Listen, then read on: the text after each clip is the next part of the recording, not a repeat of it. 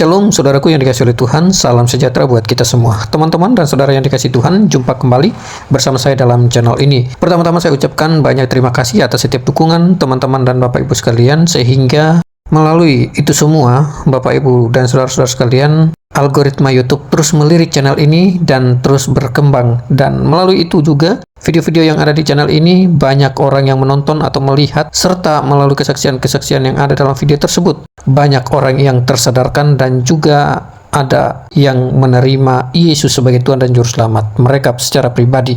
Nah, karena itu, saudaraku yang dikasihi oleh Tuhan, harapan saya sekiranya video-video ini terus di-sharekan di berbagai media sosial teman-teman dan saudara sekalian, sehingga semakin melebar pemberitaan Injil Kerajaan Allah melalui kesaksian-kesaksian mereka. Karena bagi saya, melalui media sosial ini sangat-sangat efektif sekali untuk menjangkau mereka yang belum terjangkau oleh Injil, yang secara offline, tetapi melalui media sosial banyak orang yang mendengarkan tentang kebaikan-kebaikan Tuhan Yesus yang mereka alami, para murtadin ini, sehingga yang lain pun juga mengalami kasih Tuhan melalui mereka. Dan melalui teman-teman juga bisa saja atau bisa jadi ada lawatan Tuhan bekerja ketika orang melihat, menonton cuplikan-cuplikan video kesaksian ini.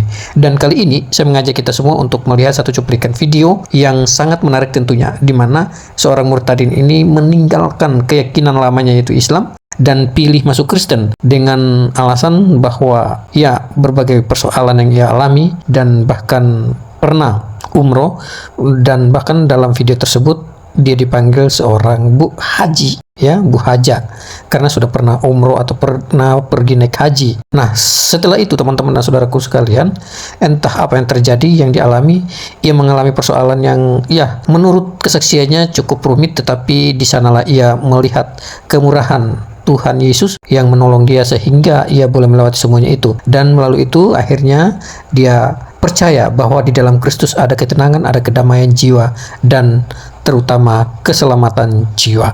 Oke, teman-teman dan saudaraku yang dikasihi oleh Tuhan, mari kita saksikan cuplikan video ini. Jangan di skip supaya teman-teman dan Bapak Ibu sekalian melihat, mendengar, dan memahami isi atau poin-poin yang disampaikan dalam cuplikan video berikut ini. Ini dia videonya. Ya. Apa kabar Ibu? Puji Tuhan, luar biasa, kabar baik. Haleluya. Bu Haja, kalau dulu Ibu Haja Habibah ya? Habibah. Boleh dicerita sedikit sekarang namanya apa, Bu? Nama yang sekarang adalah Trisna Yohana Kasih. Oh, jadi, sekarang sudah menjadi Trisna Yohana Kasih atau dipanggil Ibu Nana ya? Iya. Ya. Jadi sejak kapan itu berubah namanya? Jadi Ibu Trisna Saya Yohana. sejak berubahnya tanggal 1 Februari 2018. Saya berubah nama itu. Yang dulu nama memang asli dari lahir adalah Trisnawati. Begitu 2010 nama saya dirubah waktu di Mekah itu dengan kiai saya Haja Trias Habibah. Haja Trias Habibah. Iya. Oke. Jadi biasa dipanggil Habibah. Oke, luar biasa. Bu, bisa diceritakan bagaimana perjalanan iman Ibu, dan pada saat mana Ibu mulai mendapat sentuhan Roh Kudus, mendapatkan sentuhan Tuhan? Apakah pada saat Ibu pergi haji di Mekah atau pada saat sebelum itu? Ibu bisa ceritakan kepada teman-teman supaya mereka pun bisa dikuatkan dan diberkati. Ya. Iya. Shalom semuanya, saudariku yang terkasih, saudara-saudara semuanya yang dikasihi Tuhan. Saya akan bersaksi cinta kasih Tuhan seperti apa jamahan Tuhan terhadap saya. Jadi benar-benar saya dulu dari seberang. Pasti semua akan bertanya, kok bisa? Sudah naik haji, kok bisa mengenal Tuhan Yesus?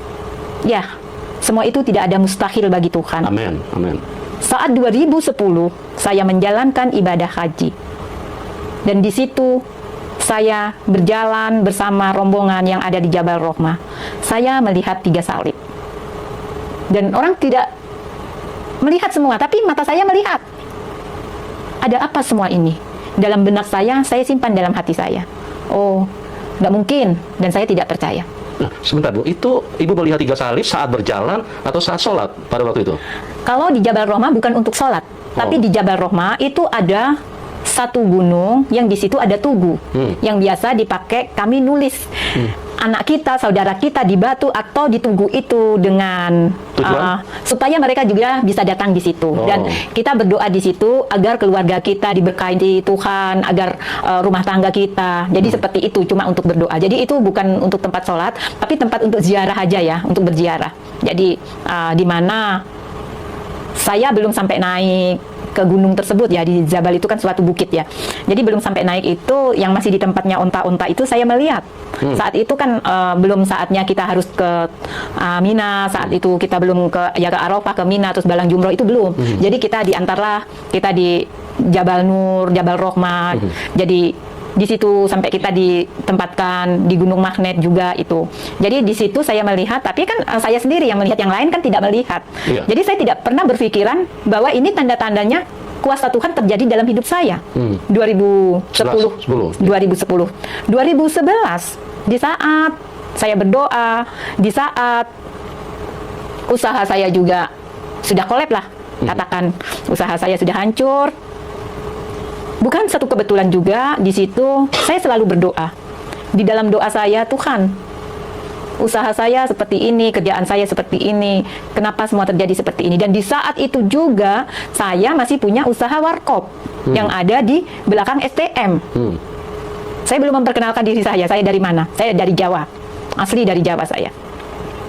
Jadi saya terbuka, saya dari Jawa Timur, saya orang Sidoarjo, dan di situ saya punya warkop, di belakangnya SDM Antartika. Saat ini sudah saya jual rumah saya juga, karena usaha saya sudah kolab. Dan di situ juga waktu 2011, saya dititipin anak-anak TKW. Ternyata anak-anak TKW itu tidak ada surat yang resmi. Mereka akan dijual di Malaysia. Dari 32 anak mereka yang akan dijual, suatu hari, masih ada beberapa hari di tempat saya, mungkin kurang lebih 1 minggu, ada yang 10 hari karena bertahap yang datang. 12, 9, sampai 32 anak. Di situ mereka ditangkap oleh Polda Jawa Timur. Dan dikira saya adalah penada. Tapi saya tidak tahu, karena saya berkenalan dengan seseorang yang memang menitipkan di tempat saya. Karena tempat saya adalah rumah kosong yang cuma dipakai warkop. Jadi saya berpikir anak ini belum berangkat, bolehlah, yang akhirnya saya menjadi saksi. Dan puji Tuhan, dari Polda Jawa Timur baik-baik semua, mereka dihantarkan pulang lagi ke suatu daerahnya, yaitu daerah NTT. Dan ada sebagian yang mau minta ikut saya. Di situ saya berdoa, Tuhan, ini anak semuanya masih kecil-kecil, dia tidak bisa dengan lancar membaca, dengan bekerja yang baik. Saya hanya bisa berdoa. Dengan doa saya, Tuhan, saya kepingin jadi berkat buat mereka, gimana caranya? Ternyata di dalam doa saya, di setiap saya berdoa, saya diperlihatkan dengan sinar kembali. Dengan jubah kebesaran yang saat ini dipakai Tuhan Yesus yang ada di foto-foto. Dan saya tidak mengerti apa arti semua itu. Ibu waktu lihat sinar, ada jubah, Ibu tahu nggak itu bahwa itu adalah Tuhan Yesus? Tidak sama sekali. Karena memang Ibu dari latar belakang yang istilahnya sangat ini ya, sangat bertolak belakang dengan iman Kristen ya. Jadi setelah saya pulang dari haji 2010, 2011 itu saya di situ, dan terus itu sering terjadi di dalam saya doa, dan setelah sholat itu, tahajud itu juga, di saat saya buka jendela itu tiba-tiba melihat jubah dan sinar. Dan di saat saya bersedih, di saat saya pokoknya namanya juga sudah perusahaan, juga kerjaan sudah tidak ini ya, jadi yang tadinya juga kemana-mana bisa, akhirnya ada yang seperti membelai rambut saya. Jangan bersedih anakku, dan itu suara memang benar-benar saya dengar. Jadi suara itu dengar audible ya Bu ya? Iya, jadi saya toleh juga, cuma saya melihat jubah lagi dan orang yang punya ini apa, jenggot itu. Jadi teman-teman, Tuhan Yesus itu luar biasa. Ya, di dalam Matius 11 ayat 28, marilah kamu yang letih lesu dan berbeban berat. Itu firman Tuhan. Kalau Tuhan Yesus itu bukan Tuhan, dia akan berkata begini, marilah kamu orang-orang Kristen, karena aku akan memberikan kelegaan kepadamu. Tapi Tuhan Yesus itu bukan Tuhan satu kelompok, dia adalah Tuhan semua manusia. Makanya perhatikan kata-katanya, marilah kamu yang letih, lesu, dan berbeban berat. Jadi ini tidak ada pengecualian, semua yang letih, lesu, berbeban berat, yang orang tidak mau tolong, orang tidak perhatikan, orang tidak peduli, itu Tuhan suruh datang. Kenapa? Karena dia kasih. Amin. Bukankah dikatakan bahwa Tuhan itu adalah pengasih dan penyayang? Dan ini dia. Marilah kamu yang letih, lesu, dan berbeban berat, karena aku akan memberikan kelegaan. Dan ini terjadi sama Ibu Hajah Habibah. Ya, di saat beliau sudah kolab, dan di saat beliau pada waktu itu dipertemukan dengan anak-anak yang diperdagangkan untuk tujuan seks komersil, Tuhan Yesus datang dan menjumpai berulang-ulang kali. Jadi tidak bisa dibantah kalau dia adalah Tuhan. Nah, Ibu Nana adalah saksi hidup. Ya, sebelum kita ke sana saya akan gali dulu supaya kita bisa benar-benar merasakan betapa besarnya cinta Tuhan kepada manusia. Ya, Bu, waktu Ibu melihat salib ya, Itu perasaan ibu seperti apa waktu itu? Waktu di Jabal Roma di Mekah itu? Biasa saja, karena saya berpikir aneh gitu aja. Jadi saya tidak ada pikiran, masa sih? Tapi setelah saya sadar, saya mengenal Tuhan Yesus, itu baru saya menyadari dan saya berpikir, oh iya ya, waktu itu Tuhan sudah mempertaruhkan hidupnya untuk menyelamatkan manusia yang berdosa. Dan berarti saya ini bukan orang yang benar. Justru Tuhan memanggil saya karena saya orang yang tidak benar. Jadi jangan salah, orang sudah naik haji, orang itu memang sudah suci, sudah tidak. Justru saya sadar, di mana salib 3 yang saya lihat, yang saya pelajari saat ini sesuai dengan firman, di situ Tuhan menyerahkan dirinya bersama 2 penjahat, yang dikatakan ada 2 kiri kanannya, ada 2 penjahat. Jadi saya baru mengerti, baru menyadari saat ini. Waktu itu tidak sama sekali, karena saya tidak mengenal siapa itu Tuhan Yesus. 3 salib yang ada di padang gurun, yang ada di bukit, ternyata itu Golgota. Jadi saya tidak tahu. Jadi dari situ saya tidak berpikir sama sekali dan tidak membuat saya bingung atau saya ingin tahu dan tidak. Nah, ibu ceritakan nggak sama teman-teman? Aku lihat salib loh. Ceritakan nggak pada waktu itu? Ada salah satu orang yang saya ceritain. Nah, itu termasuk mantan saya, yang saya bilang ngawur aja, dibilang gitu. Jadi ya sudah. Mantan suami? Iya. Jadi ngawur aja, bilang gitu. Jadi mantan suami bilang ngawur aja? Iya. Masa ada Toma bilang gitu. Jadi ya saya juga ketawa, iya ya, nggak ada, nggak mungkin lah. Ternyata memang tidak ada yang mustahil bagi Tuhan. Dimanapun Tuhan menunjukkan wajahnya. Dan di situ memang benar-benar ada. Haleluya. Jadi teman-teman, yang pertama, Tuhan Yesus itu sangat baik. Marilah kamu yang letih lesu dan berbeban berat. Tidak ada yang bisa membantah kalau ini adalah Tuhan. Hanya orang yang dikuasai kegelapan, yang menyangkal bahwa Tuhan Yesus itu adalah Tuhan. Dan Tuhan Yesus itu adalah dia pribadi yang sangat baik. Ya, kalau kita manusia, kalau lihat orang yang lagi letih lesu berbeban berat, kita juga menghindar. Coba, kalau Anda nggak percaya, coba perhatikan pada saat Anda ditelepon orang yang lagi dalam kesusahan, Anda tidak mungkin mau angkat telepon. Kalau hatimu tidak dijamah Tuhan, Anda tidak mau angkat telepon. Ini cuma beban ini, cuma bikin susah orang ini. Kecuali Anda dijamah Tuhan, baru Anda punya kasihan orang ini. Itu. Jadi tidak bisa dibantah kalau Tuhan Yesus itu adalah Tuhan. Luar biasa kan? Yang kedua, ya, Tuhan Yesus punya firman itu terbukti teman-teman, bukan hanya ditulis di dalam Alkitab. Dikatakan dia maha kuasa. Ya. Jadi kalau kita bilang Tuhan maha kuasa, kita tidak mengalami, itu sesuatu yang sia-sia, sesuatu yang merugikan diri Anda sendiri. Ya. Kalau Anda bilang Tuhan maha kuasa, berdasarkan apa kita katakan Tuhan maha kuasa? Makanya Tuhan Yesus membuktikan kuasanya. Yang ketiga, Tuhan Yesus itu maha hadir. Saat lagi di Jabal Roma, ya, saat lagi menunaikan ibadah haji, Tuhan Yesus datang karena dia maha hadir. Dia bisa hadir di mana saja. Jadi luar biasa ya. Kita akan gali terus bagaimana kasih Tuhan yang telah menyentuh Ibu Hajah Habibah, atau yang saat ini kita kenal dengan Ibu Nana, ibu yang sudah berganti Ibu Yohana ya. Oke, Bu, setelah itu beberapa kali Tuhan memperlihatkan sinarnya dan membuat Ibu mulai percaya. Itu pada titik mana Ibu mulai, loh ini kok ada sesuatu pergerakan Roh Kudus di dalam hidup Ibu? Itu pada titik mana terus Ibu mengambil kesimpulan? Saya mengambil kesimpulan dan keputusan itu karena berulang-ulang kali setelah pulang dari haji. Yang waktu naik haji itu kan cuma 1 kali yang saya melihat salib ya. Tidak ada pikiran untuk apa dan siapa dan gimana. Dan kedua kalinya di Jabal Nur, yaitu bukit yang tertinggi itu, dan di situ saya mewakili dari yayasan untuk membentangkan banner. Saya membentangkan banner dan saya adalah satu-satunya perempuan yang naik ke gunung tersebut. Tapi saya itu seperti ada yang ngangkat, yaitu jubah itu. Jadi lagi-lagi yang diperlihatkan itu jubah dan sinar. Tapi yang pertama awalnya itu memang salib, dan yang kedua itu jubah yang untuk menuntun saya ke atas itu. Jadi saya tidak punya pikiran itu siapa. Saya kira. Sebentar Bu, itu waktu haji yang pertama itu di tahun yang berbeda yang? Tidak. Di tahun yang sama? Saya haji cuma 1 kali saja. Terus? Jadi saya naik haji 1 kali saja. Lain ya, kalau umroh itu kan cuma tidak ada, kita tidak ke Arafah, ke Padang Arafah, kita tidak ke Mina, dan kita tidak balang jumroh kalau umroh ya. Tapi kalau haji itu semua lengkap. Haji semua lengkap. Iya. Kalau umroh berbeda. Beda. Nah, waktu Ibu menancapkan banner itu pada saat umroh atau haji? Haji, ya 1 kali ini haji itu. Jadi tidak ada, jadi banner itu bukan saya tancapkan, tapi saya bentangkan. Bentangkan. Iya, karena saya bentangkan, ada 7 orang yang memang harus membentangkan itu, salah satunya adalah perempuan saya sendiri. Oke. Nah, boleh tahu Ibu pergi umroh berapa kali Bu? Bapak jangan sebut itu. Oh, nggak apa-apa. Nggak usah sebut apa dari mana. Cuman berapa kali Ibu pergi umroh? 1 kali. Oh, gitu Iya. ya.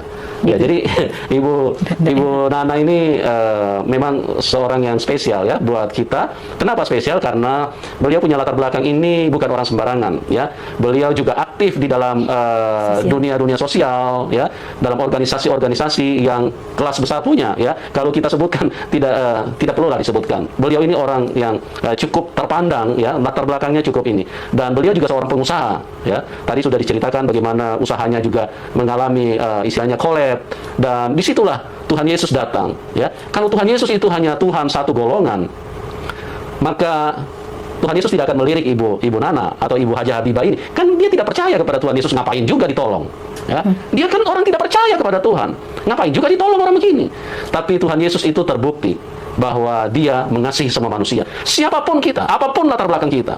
Dan luar biasa, Ibu Nana akan menceritakan bagaimana kuasa Tuhan, kasih Tuhan yang telah mengubahkan hidupnya. Nah, Bu Nana, jadi pada saat Ibu membentangkan banner itu, Ibu melihat apa? Bukan melihat. Apa? Jadi waktu naik ke atas itu seperti ada orang yang mengangkat cepat-cepat untuk saya jalan ke atas Gua Hiro itu. Oh. Jadi di situ ada Gua Hiro, persembunyiannya Nabi Muhammad, dan di situ saya sampai ke atas, sampai bisa lihat jam-jam tower, jadi lihat Ka'bah, jadi lihat semuanya. Itu saya baru berpikir saat ini. Seperti ada di dalam firman yang Tuhan waktu itu diperlihatkan sama iblis untuk melihat ini dunia itu. Jadi itu saya sampai gini, aduh Tuhan itu luar biasa ya. Jadi saya itu baru sadar setelah 2017 itu benar-benar saya dijamah Tuhan hati saya, dan saya memutuskan untuk saya ikut Tuhan. Jadi selama itu tidak ada, karena yang saya baca bukan firman Tuhan. Jadi saya tidak mengerti apa isi firman Tuhan yang sesungguhnya itu, saya tidak mengerti sama sekali. Apa yang diperlihatkan dari mulai salib, dari mulai jubah, dari mulai sinar itu. Jadi saya sama sekali tidak berpikir bahwa itu adalah Tuhan yang mau selamatkan jiwa saya. Haleluya, luar Terus biasa. tadi Bapak kan bertanya, kok bisa Ibu memutuskan begitu saja ikut Tuhan Yesus? Iya. Karena di saat memang saya terpuruk, benar-benar terpuruk, ya saya mendapatkan firman firman di dalam Yohanes pasal 14 ayat 6. Oh. Akulah jalan kebenaran yang hidup, barang siapa mau ke rumah Bapa harus melalui Aku.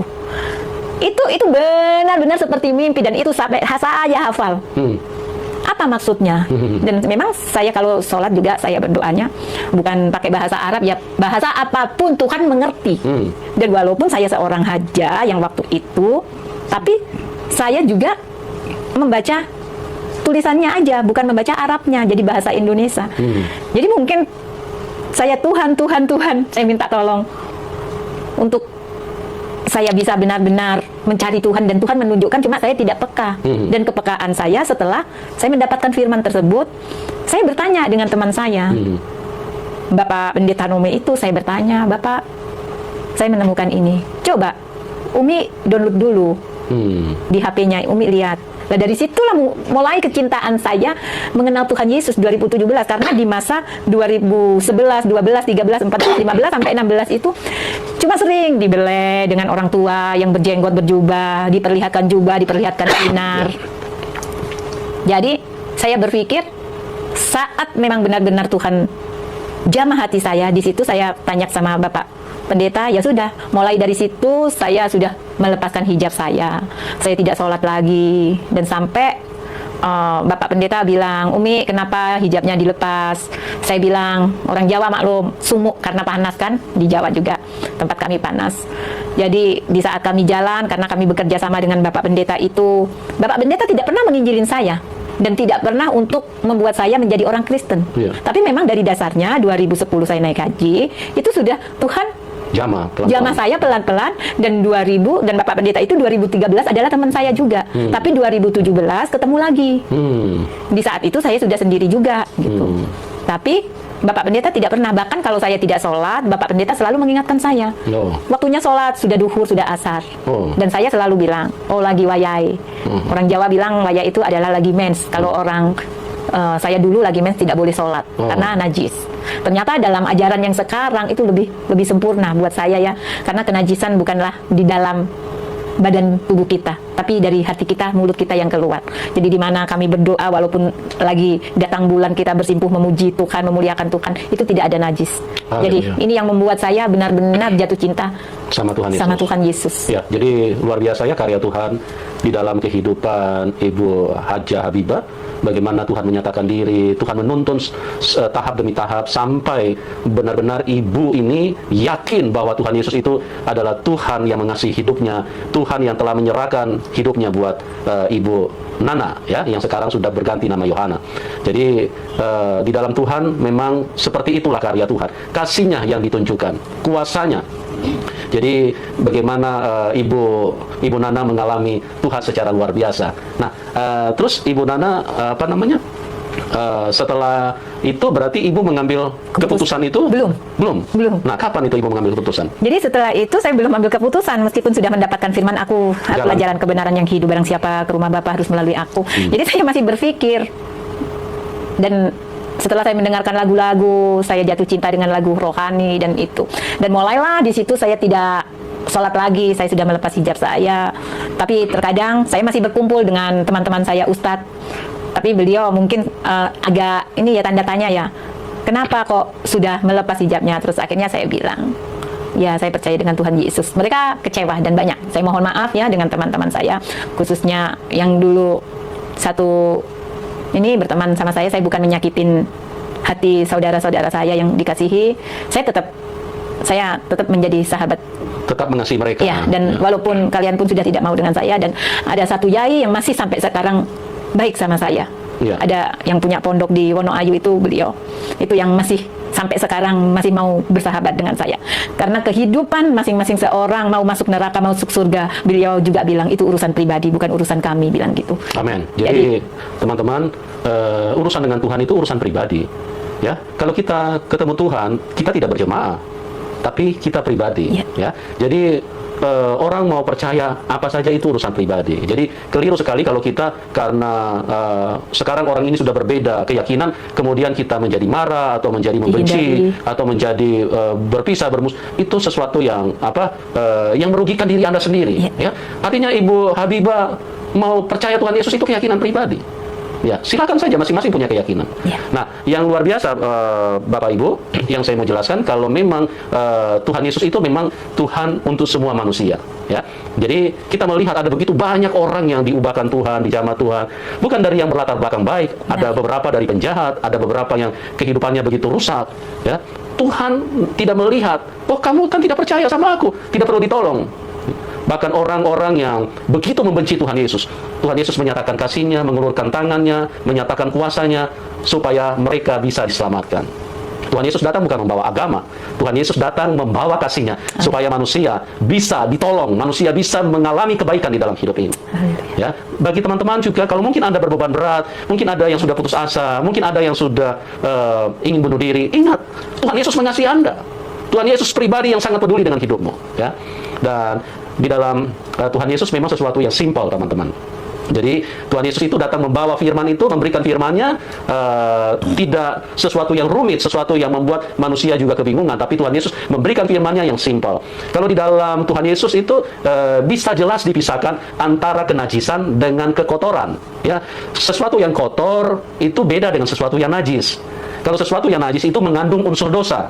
Tapi kalau sesuatu yang kotor itu sesuatu yang bersifat itu sesuatu yang istilahnya tidak baik kalau dekat dengan kesehatan manusia, ya. Jadi seperti tadi Bu Nana sudah sampaikan, kalau sekarang kalau lagi datang bulan, tetap Tuhan Yesus mengasihi, menyambut, karena datang bulan itu cuma proses tubuh mengeluarkan kotoran supaya supaya manusia bisa sehat.